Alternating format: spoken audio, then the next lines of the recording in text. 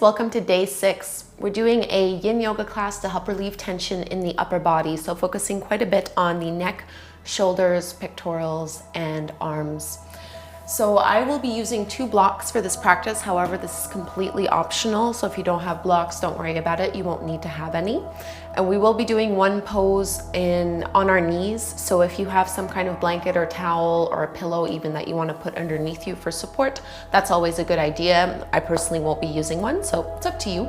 We're going to start seated, so cross-legged, nice and comfortable. Reaching the crown of the head up, dropping the shoulders down and away from the ears, keeping the spine nice and long, starting with our neck release. So drop your right ear towards the right shoulder and keep the neck slightly elevated. Already you should be feeling a bit of a stretch, and if you'd like to go a little bit further into this, you're going to crawl your left fingertips down onto the floor. And if you'd like to go further still, I'm going to bring my right hand towards the top of my head, and instead of pressing down on the head, you want to traction the head away from the shoulder. So trying to maximize the space you're creating between the ear and the top of your arm. So chin stays elevated, and just take deep breaths as you open up that space. Not holding this one for too long. Try as much as you can to press your left shoulder down. And notice the tendency to round through the upper back.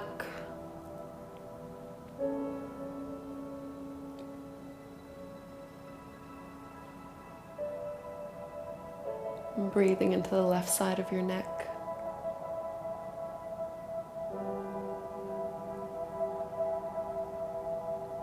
Five breaths right here.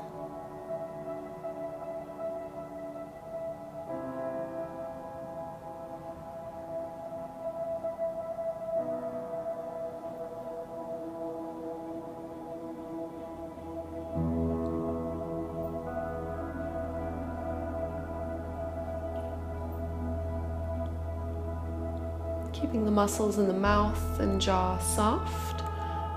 Start to tuck your chin down towards the chest, looking towards your right shoulder. So changing the stretch more towards the back of the neck and top of the left shoulder blade.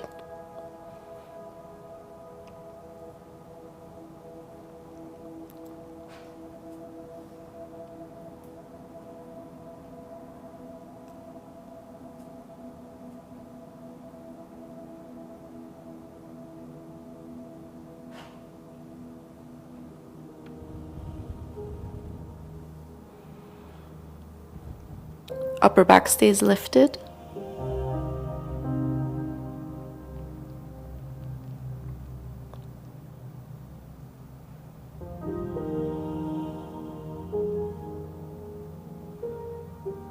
And let's cradle our head with our right hand and see if you can use arm strength only to lift the head back up to center so the neck stays relaxed. Right fingertips back down to the floor. Let's switch sides. So elevating and lifting through the spine. Start to drop your left ear towards your left shoulder. Keep the chin lifted. We're going to crawl the right fingertips as far as we can, and only if you'd like to go a little deeper, you can bring your left hand towards the ear, so on the top of the head, and then pull the ear away from that right shoulder. You might find that one side is a little bit tighter than the other. Don't worry about getting both sides identical. Adjust as much as you need to so that you're not going too far or going past your edge.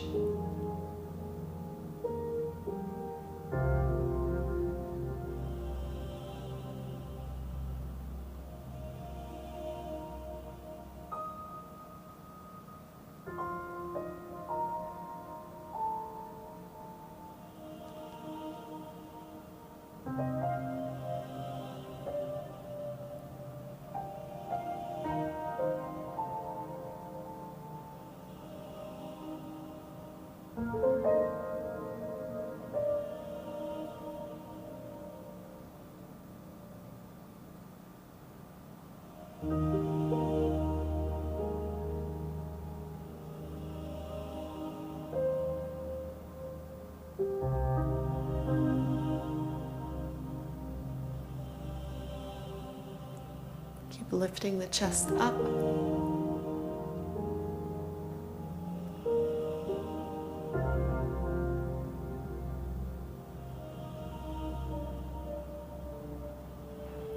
Pressing the right shoulder down. Let's start to roll our chin, looking down towards the left shoulder, left armpit. Breathing into the back of the neck.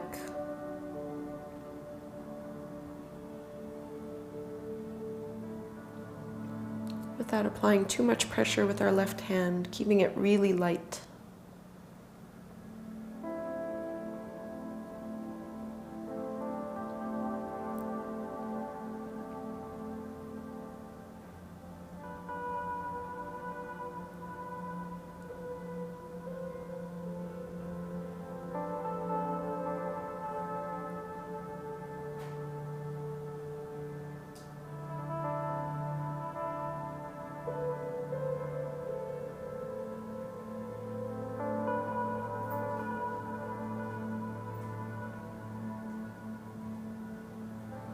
Let's cradle the head into the left hand. Press the palm on the cheek to lift the head all the way back up to center. And release, maybe rolling the shoulders once or twice. We're gonna come into our puppy pose next. So on all fours, tabletop pose. If you wanted to pad your knees, this is where you'd put a pillow or a blanket underneath them. I'm just gonna stay as I am. And I'm gonna grab my 2 blocks. If you don't have any blocks, some thick books would do the trick, or you can leave it out completely. So I'm gonna keep my blocks on their lowest level, roughly underneath my shoulders, and then I'm gonna come down onto my elbows. So my hips are always going to stay over the top of the knees. I'm gonna melt my heart forward and down, pressing the hands together and then bending at the elbows so that I'm bringing my palms behind the back of the head and the back of the neck. Those of you with flexible backs will notice that your belly wants to drop down and you're creasing in the lower back. See if you can keep your lower belly slightly engaged so the lower back stays nice and flat and we're not causing any compression or pressure in the sacrum. If you're not feeling it too much, you might need to crawl your elbows an inch or 2 further forward. You can also increase the height of your blocks. Alternatively, if this is too much, move your blocks out of the way and just set the elbows down on the mat. Lightly pressing your palms in towards each other. And the forehead may or may not touch the ground. It doesn't matter if it doesn't yet and it just hovers in space. You can always put a little bit of padding underneath you so that you have that support. It'll be different for everyone. And reaching the hips back to lengthen the upper body. Stretching deep into the triceps.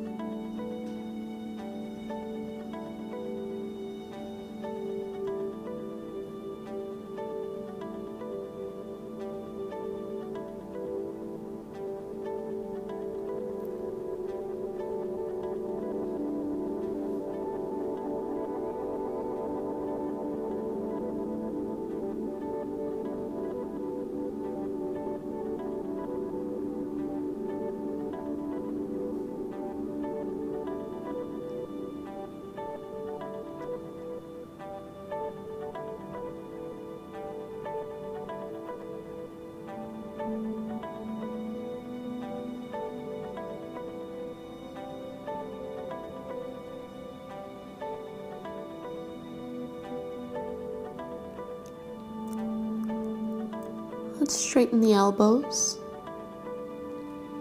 And then use the strength of your core to help lift the upper body back up. Walking the hands in, and we'll move the blocks to the side. We won't be needing them for the next pose. You're gonna slide all the way down onto your belly. We're gonna stretch a little bit further into the shoulder and into the pectoral at the same time. So align your body with the left side of your mat, and you're gonna bring your right arm flat to the mat. So palm is facing down. I'm bending my elbow at about a 90-degree angle, and I'm crawling my fingertips up so that my elbow is about at the same height as my eyes. So not at the same height as my shoulder, a little further up. From here, you'll need to turn your right ear towards the floor. You're gonna roll onto your right shoulder and onto your right hip. I find it much easier to keep the knees bent here, and then you're pressing your left hand in towards the floor. From here, you should start to feel a bit of a stretch into that right shoulder, maybe down into the bicep and pectoral. For some of us, maybe the head doesn't rest on the floor, in which case you can always prop yourself up on a pillow or put a block underneath your head so you have some support there. We want to be mindful of our neck at all times and minimize the stress in that area. Keep pressing the right shoulder down and away from the ear.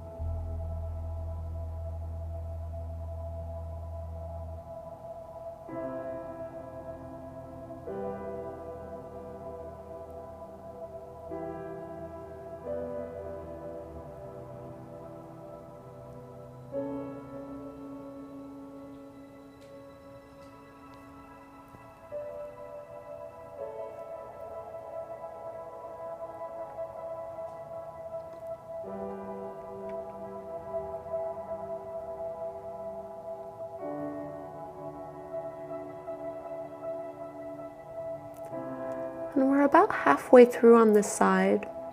If you did want to deepen the intensity of this stretch, you can bring your left hand towards your lower back and maybe even step your left foot back behind you. So if this is too much, as always, just come back to how you were before. This is just an option. Feel free to take it or leave it.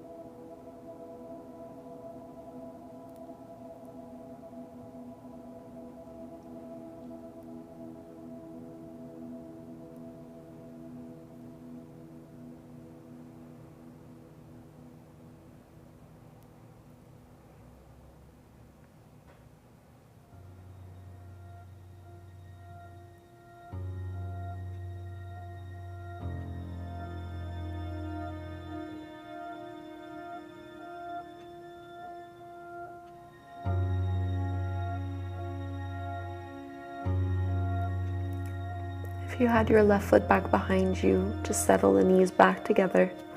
Bring your left hand back down onto the floor and roll over onto your belly, straightening the legs. Before we do the second side, let's just take Sphinx pose for 5 to 10 breaths. Forearms are flat down onto the mat, palms are facing forward. You want your elbows and your hands to be about shoulder width distance apart. Reach back through the toes, pull the shoulders back and reach your heart forward. So if the angle is too much, just walk your palms further forward so you're not up as high. Alternatively, you can walk your hands back in and get up more of a lift. Opening up into the chest, feeling the difference on one side and the next.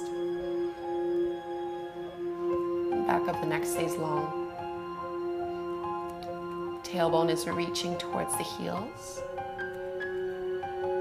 Take another inhale here. And then exhale, melt the heart forward, and let's move to the second side. So you'll need to align your body with the right side of your mat. You're gonna bring your left arm bent at a 90-degree angle, crawling your left fingertips forward slightly so that the elbow is a couple inches past the shoulder. And then just turn your left ear, left shoulder, and left hip onto the floor, bending into the knees. Use your right hand to press down on the floor to help you twist a little bit deeper, and just let your neck relax so the head can be heavy. Remember that you can always put a pillow underneath you here to make the pose a little bit more comfortable. Try to press your left shoulder down and away from the ear.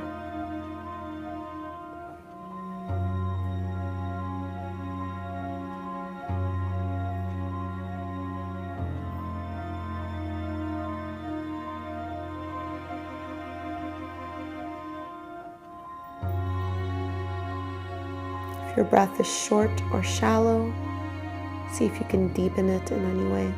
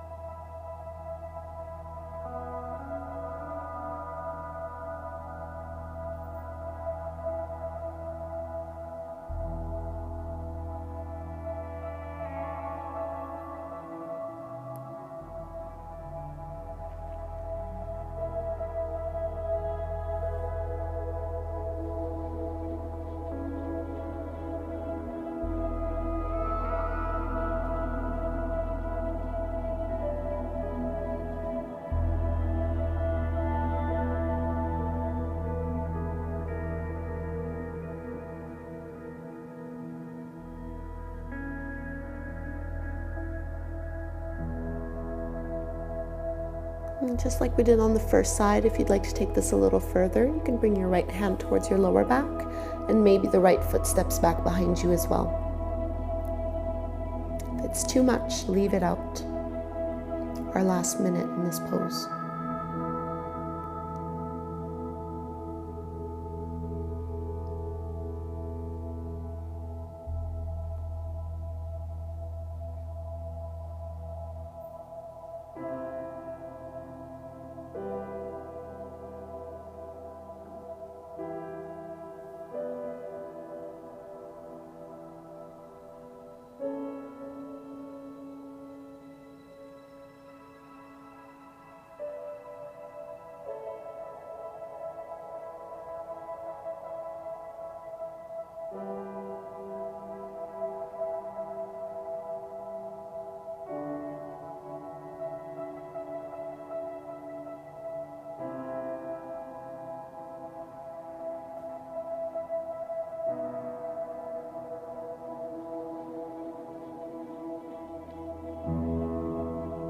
Bringing the knees back in together.